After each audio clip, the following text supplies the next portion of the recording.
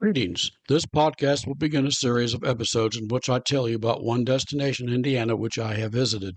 There will be a video podcast on my Mossy Feet Books YouTube channel in which you can listen to the podcast as well as see some of the photos I took while there.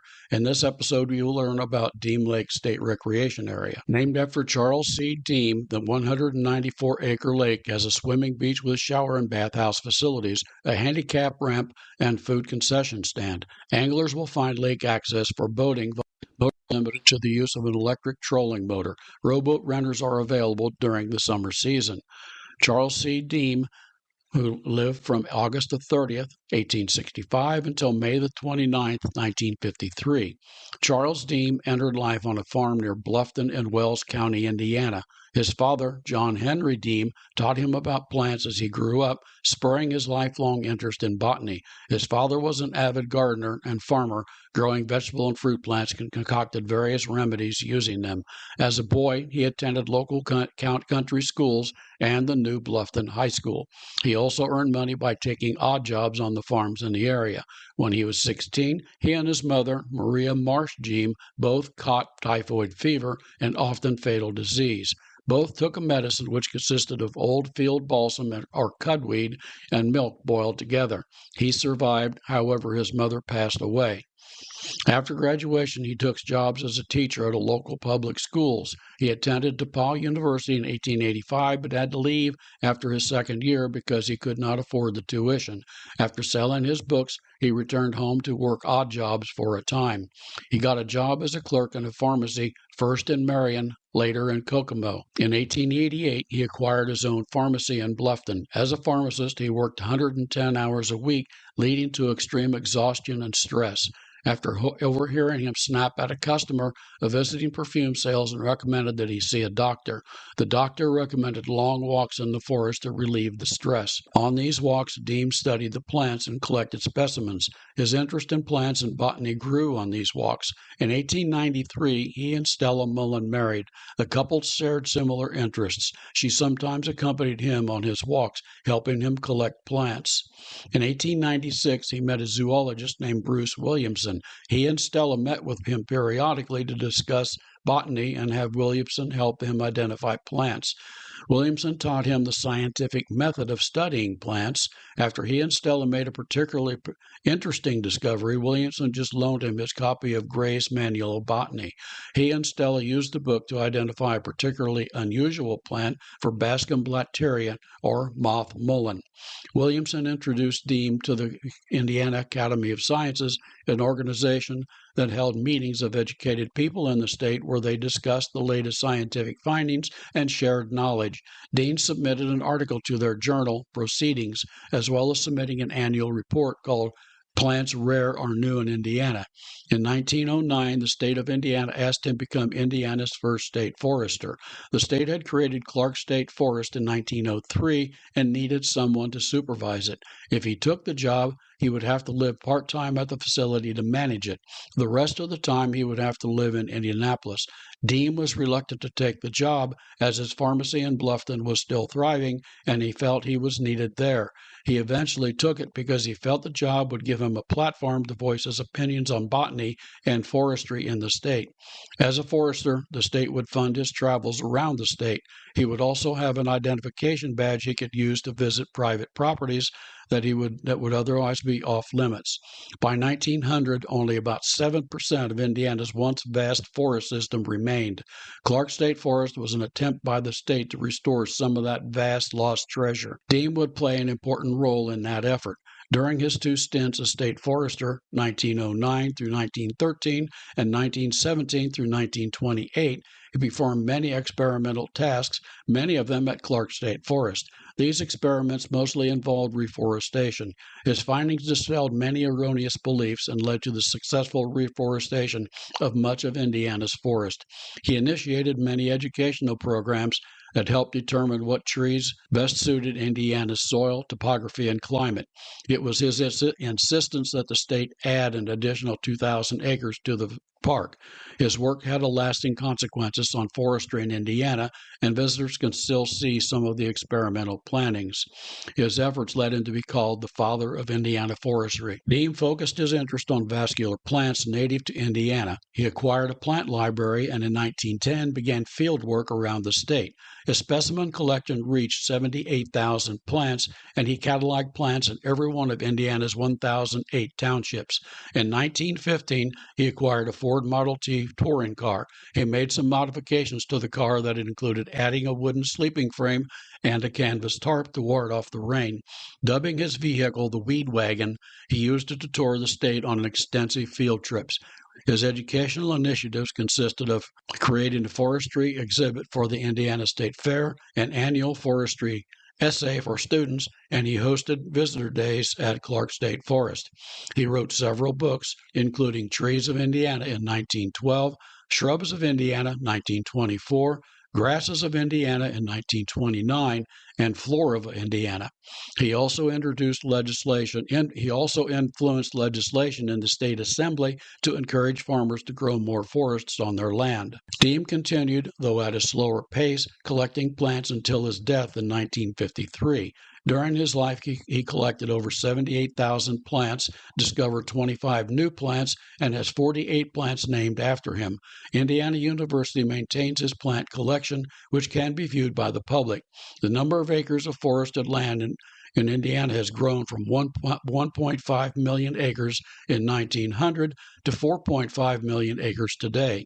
Deam Lake State Recreation Area and the Charles C. Deam Wilderness are named in his honor. He has received honorary degrees from a number of state colleges and received the Mary Soper Pope Memorial Award in 1947. His books are still used as reference books. After his death, he was interred with his wife Stella at 6 Mile Cemetery, Bluffton, Wells County, Indiana. An historical marker at Triangle Park at the intersection of Wayne and Market Streets near the Wabash River Road and River Road in Washington, Bluffton, Indiana honors his legacy. The Indiana Department of Natural Resources has classified Deam Lake Recreation Area as a multi-use facility. This means that the multitude of outdoor activities can be going on at the same time. These activities include swimming, hiking, hunting, horseback riding, boating, picnicking, fishing, and camping. There are designated hunting areas in the facility away from other recreational activities. There are a number of different kinds of forest trails at Deam Lake. The 4 hiking trails cover a variety of terrain and total almost 7 miles.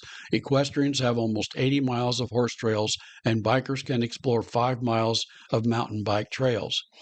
Camping facilities include a horseman's camp and 116 Class A campsites.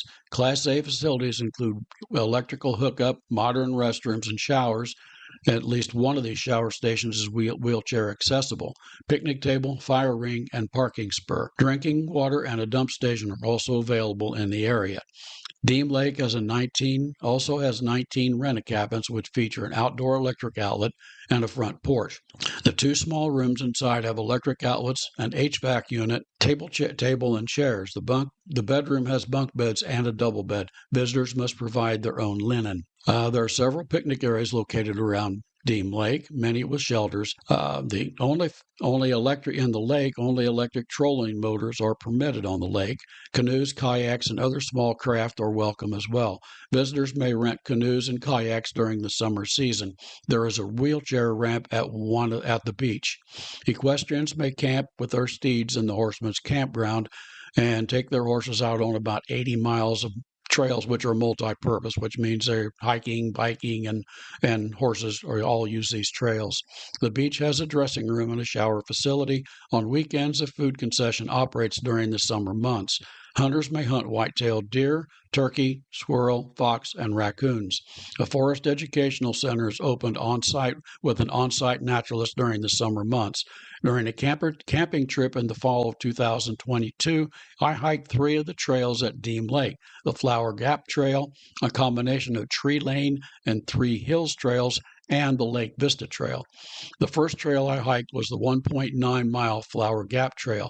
The trail is also a horse trail, so it is nice and wide and has a rock surface. There are several steep slopes to climb, but it is a nice trail. It is about a mile hike from the parking lot at the campground to this trail, so I hiked about 4 miles, maybe a little less in total. The second trail for the trip was a combination of the Tree Lane and Three Hills trails which connect.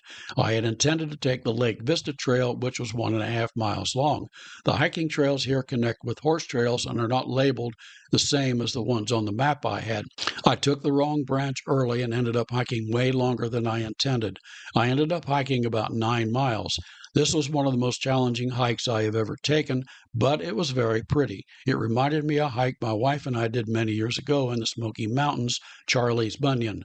The trails basically ride a high ridge overlooking some deep ravines with high hills on the sides that resemble the mountains, only smaller, of course. I have since acquired a horse trail map to help me figure out where I am. At several points, I could see Deam Lake in the distance. I'm really glad I missed the initial branch, as this was a pretty trail. I had left about 8:45 a.m. and got back to the camper about 12:30 p.m. I would recommend obtaining both a trail map and a horse trail map and studying these very carefully before hiking here. The last trail I hiked was the Lake Vista Trail. The trail begins at the parking lot near the campground entrance and uses the same trail as trails 3 and 5. This is where I got messed up earlier in the week, as Tree Lane Trail, which is much more obvious because it's a horse trail, also starts here. This trail is not as well defined as the other. That is to say, the Lake Vista Trail is not as well defined as the others, especially in the fall after the leaves begin to fall and cover it. The first spur to this trail, or the first entrance to this trail, is on the right. The sign indicates the trailhead, however, it's easy to miss this entrance. That's what happened to me. I missed it. This is the eastern entrance to the trail. There is another entrance a short distance down trail 3 and 5 that also leads off to the right. It might be best to take that first entrance, as it is not quite as steep as the other spur if you go that way. However, this trail is not for the meek. The ascent is quite steep and long. It leads to a rock outcrop at the top of the knob. The rock offers a stunning view of the valley below. On the day I hiked, a dense fog blanketed the valley, so the lake was not visible, but it was still a pretty sight. The trail emerges to a rock shelf after a steep ascent and continues on the other side of the ledge. You can climb to the top of the rock for a better view, but be careful, as it is a precarious perch. Don't be deceived by a trail leading back into the woods from the top of the rock. This is a rogue trail that leads further back into the woods and finally disappears. The real trail is on the opposite end of the rock shelf. It begins a steep descent, immediately turns back east quite quickly. There are trail markers with yellow blaze on the intervals along this trail. However, there are none near this rock. The trails here are challenging, but very pretty and reminiscent of some of the trails I hiked with my wife in the Smoky Mountains. You can find Deam Lake State Recreation Area at 1217 Deam Lake Road, Borden, Indiana, 47106. The phone is 812-246-5421. 2 of my books have information about Deam Lake, as well as much more information about destinations that you can travel to in Indiana.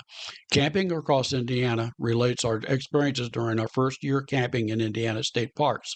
Most of our expeditions were in the north central and northeastern part of the state, but we did do a couple in the south.